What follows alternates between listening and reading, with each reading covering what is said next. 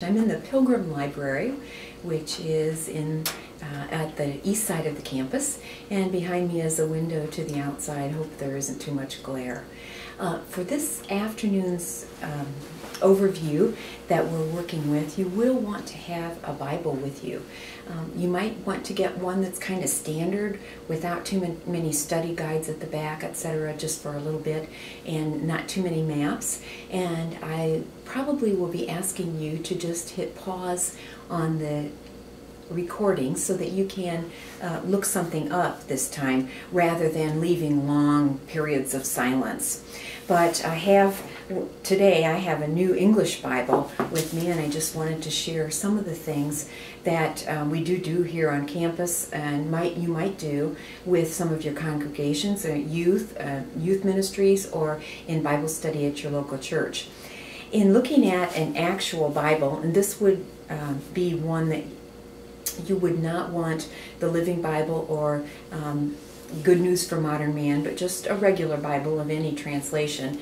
If I go right into halfway through, in a regular Bible, if you did halfway through, what would you come up with? And it is said that many times, if you go halfway through a Bible with the Hebrew Bible and the Greek New Testament, you will come to Psalms. Now, it depends on how used the Bible is and what extra things are in the front or in the back, but Psalms being the longest of all the Ta Biblia, the books, 150 chapters, it is about halfway through. Then, if you would take the half in the back and half that in your scriptures, you can oftentimes come to Malachi or Zechariah, or sometimes you'll come to Matthew.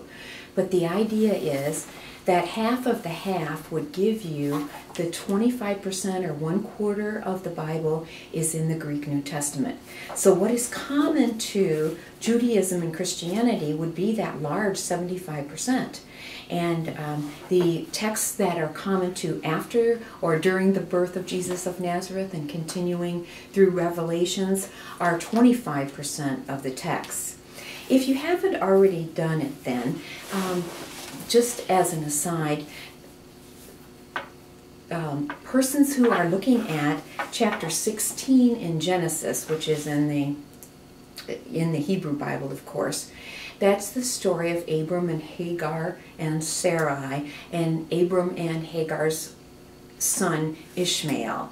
And then as you look later on in Genesis to chapter 21, you'll see the end of the story as it appears in this book of Hagar and Ishmael in verses 8 to 21. Now, necessarily, you don't need to do that now, but Muslims consider themselves to be people of the book, people of this book. Muslims, as a religion, would see that their background is in Judaism with Christianity, and they have a knowledge of the texts, both the Old Testament and the New Testament.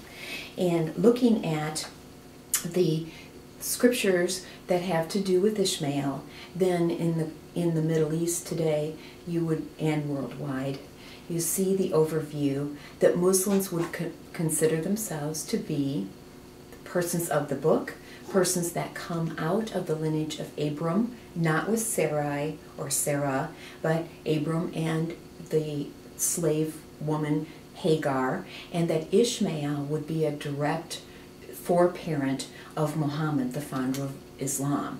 And so Muslims would look at the Hebrew Bible, the Greek New Testament, as parts of their heritage coming out of that same foreparent. It's similar, it reminds me, the Muslims then add the Quran, which is Allah's revelation to the Muslims in Arabic, but we have that in Christianity. You know that there's a further revelation in the Church of Jesus Christ of Latter-day Saints, the Mormon Church, called the Book of Mormon. So rather than the Jewish scriptures and the Christian scriptures, there's a revelation to those groups where they just feel that God has offered God's self in an extended way. If you look then at the table of contents in the front of the scriptures, and look for the table of contents for the New Testament, or the Greek New Testament. In the table of contents, Matthew is listed first, which is the Gospel according to Matthew, then Mark, Luke, and John. We've already looked at Mark's having been written first, and Matthew and Luke depending a lot on Mark for what they have to say, and John being very, very different. Those 4 books will be then the seed and foundation and the actual times that Jesus of Nazareth is physically alive in all of this text, just those 4. When you get to Acts of the Apostles, Jesus has been crucified and has risen, shown Jesus' self to the people, has given some resurrection occurrences, one cooking breakfast on the beach, one at Emmaus, one to doubting Thomas, etc., that happened. But Jesus is not alive or doing the ministry. Just as an aside, it's thought that Buddha's ministry might be something to 40 years on earth, whereas Jesus of Nazareth, as you look at the different festivals that he went to, the Jewish festivals that he went to Jerusalem for, scripture scholars would say that the ministry of Jesus on earth is about 3 years. A very vast difference in founder religions that way. Then looking at the rest of the Greek New Testament, called Greek because almost all of it was originally written in the Greek. You do have some Aramaic, which is another of the Semitic languages of the Far East. Semitic meaning the moving peoples. If you think about the camels and the donkeys from ancient times, and they still have sheep herders, etc. today. Persons looking for water, looking for grazing lands, although of course the Middle East isn't all moving all the time. The Semitic languages are Hebrew, Arabic, Aramaic, and these are the ancient languages of those moving peoples. Arabic being the language that the Quran is written in, the language of Muslim worship a lot of the time, Hebrew in worship in the synagogue, and then Aramaic was sort of like the conversational language somewhat during Jesus' time. You'll remember that in one of the Gospels, the author will say, Jesus said, "Little girl, get up," and gives it in the Aramaic. But almost all of the New Testament then was written originally in the Greek. And for those of you who love this kind of thing, a lot of it was written down at a Greek Christian conclave in northern Egypt, of all places, and at a place called Alexandria. And there was a vast library at Alexandria. Unfortunately, we lost almost all of that background, the volumes, but they did a lot in keeping the oral tradition, or writing the oral tradition down into texts that were closer to what we have today.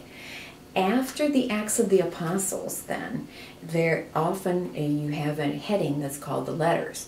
The Acts of the Apostles is thought to be maybe the most historical in telling a history lesson of the Greek New Testament, because it really does tell the actions of those 12 minus Judas, which would be 11. It's interesting to note, if you look up in the text, that they did go back to the 12. There were 2 people that were nominated to be the 12th disciple after the death of Judas, and they go back to that 12, which is the 12 tribes, the 12 sons of Jacob, and the continuing 12 groups of people who came into the Promised Land.